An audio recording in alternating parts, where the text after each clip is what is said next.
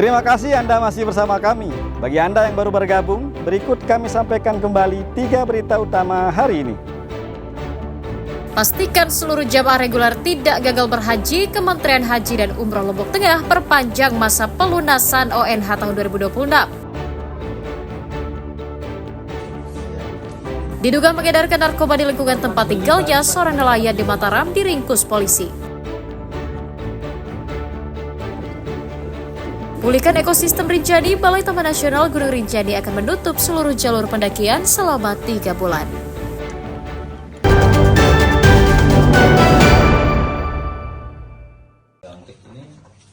Kami akan mengamankan di sini.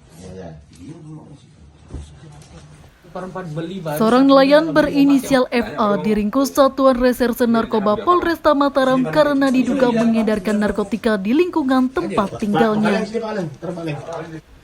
Tersangka diringkus di lingkungan Bugis, Kelurahan Bintaro, usai mengonsumsi narkotika. Dari tangan tersangka, polisi menyita 0,38 gram sabu-sabu, alat isap, ponsel, dan uang tunai jutaan rupiah sebagai barang bukti. Penangkapan tersangka atas informasi warga sekitar yang curiga pelaku kerap menawarkan narkotika ke teman sesama nelayannya. Penggeledahan terhadap saudara FA, kebetulan kami lakukan penangkapan di satu tempat yang sama.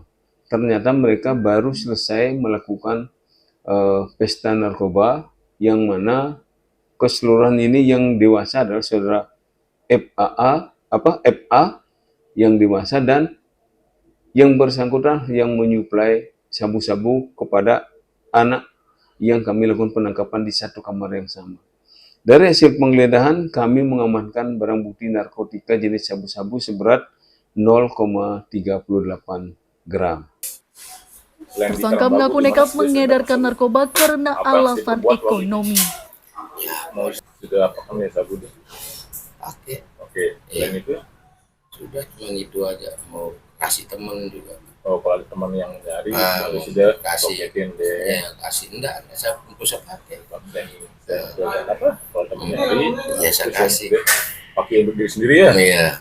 Kadang dijual, mau dikatakan dijual juga gimana?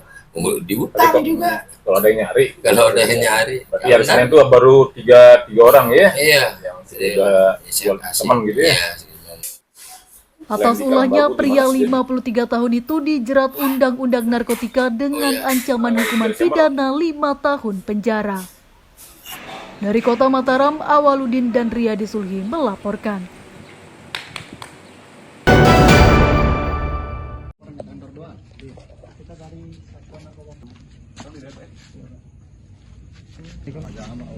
Seorang pemuda bernama Habib asal Desa Batu Layar diringkus Satuan Reserse Narkoba Polres Lombok Barat karena diduga mengedarkan narkotika di wilayah tempat tinggalnya. Tersangka dibekuk di halaman rumah indekos yang disewanya di Dusun Montong Buwu, Desa Meninting, Kecamatan Batu Layar, usai bertransaksi narkotika.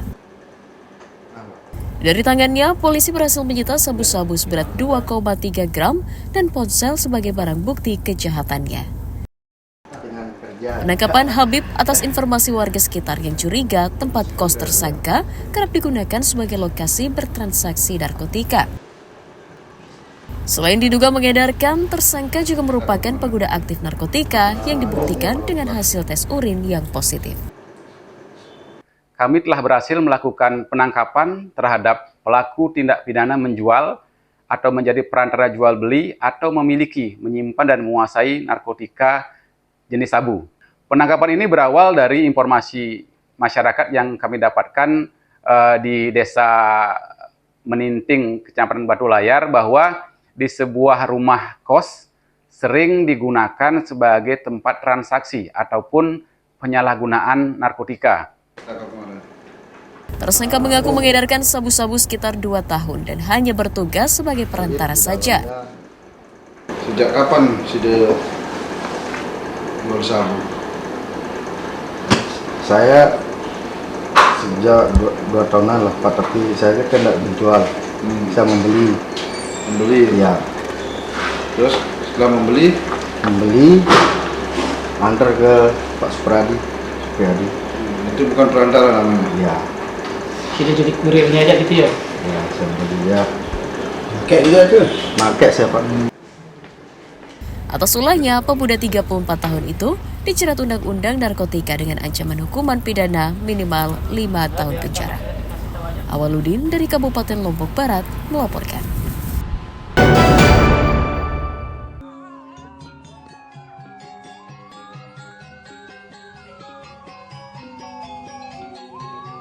Ragam cara dilakukan warga untuk menjaga tanaman agar tidak rusak.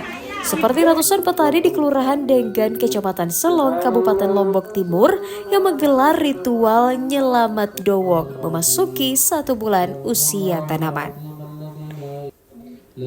Nyelamat dowong dalam bahasa Sasak berarti menyelamatkan tanaman dari serangan hama dan ancaman musim kemarau atau panceklik. Proses acara diawali dengan kehadiran hampir seluruh warga desa dengan membawa dulang berisi makanan dan lauk pauk yang merupakan hasil bumi mereka ke lokasi acara. Setelah seluruh makanan dikumpulkan, para tokoh agama dan tokoh masyarakat kemudian akan bergiliran menggelar doa bersama sebagai ungkapan syukur atas karunia Sang Pencipta. Doa juga berisi harapan agar hasil panen tahun ini melimpah seperti sebelumnya dan dijauhkan dari ancaman kelaparan dan gagal panen. Usai menggelar doa, warga kemudian menikmati bersama seluruh hidangan makanan yang dibawa sebagai pertanda ritual telah usai. Sesuai dengan sejarah bahwa pada tahun dulu itu pestisida tidak ada, pestisida ya, yang obat untuk hama itu tidak ada. Itulah, nah itu saya bilang makanya keyakinan daripada leluhur kita itu di situ dia kelihatan. Apa yang dia yakinkan bahwa apa yang dilakukan itu akan bermanfaat. Contoh misalnya, daun bambu yang sudah kena dengan darah ini, itu yang diletakkan di tengah-tengah tanaman padi itu. Itu menurut mereka, itu kan darah itu amis. Ya. Jadi itu yang ditagi sama hama-hama itu. Di sana dia jadi memakan darah itu. Nah kalau sudah kenyang ini hama ini, dia berjatuhan. Nah itu nanti baru dialiri dengan air dari mertasari itu, air sari air suci. Nah itu yang ditaruh di sawah sehingga mengalir. Bagi sebagian warga, sisa hasil makanan dan minuman yang tersisa kemudian akan dibungkus dan ditebar ke lahan perkebunan dan pertanian sebagai pupuk tanaman. Selain menjaga tradisi leluhur, ritual nyelamat dowong juga rutin dilakukan warga sebagai cara menjaga kekompakan dan tali silaturahmi dari generasi ke generasi. Muhtarul melaporkan dari Kabupaten Lombok Timur.